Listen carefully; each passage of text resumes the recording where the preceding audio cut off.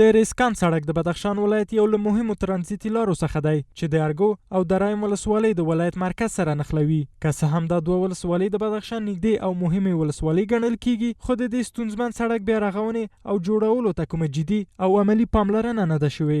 د دې ولسوالۍ اوسیدونکي د ریسکان سړک د خرابوالي په اړه اندېښمن دي او وایي چې د دې سړک خراب حالت د کرایې زیاتوالي، په تګ راتګ کې ننګونې او ناروغانو ته د روغتي چوپړتیا د لاسرسی په برخه کې د ستونزو لامل شوی دی.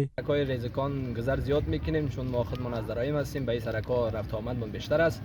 این سرکا خیلی خراب است، بسیار حادثه‌های ترافیکی هم زیاد میشوه دیگه، خصوصا در زمستان خیلی خراب است. ما از دولت تقاضا داریم که به این سرکا توجه بیشتر داشته باشه.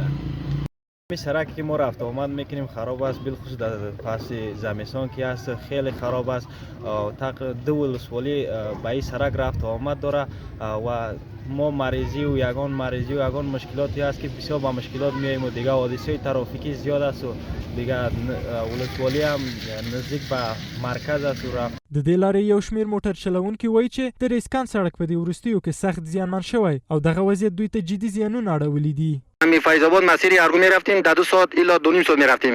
اگر سرک جور شوه و خوب شوه، این شاید مریضی را در نیم ساعت یا 25 دقیقه ان شاء الله دیگه در جادهش برسانیم. د بدخشان ولایت سیمه ایز چارواکي وایي چې د دې ستونزې د حل لپاره ګامونه پورته شوي دي. د بدخشان مرستیال والي وایي چې د ریسکان سړک د بیا رغونې پروژه تصویب شوی او په راتلونکي کې به عملی کار پیل شي.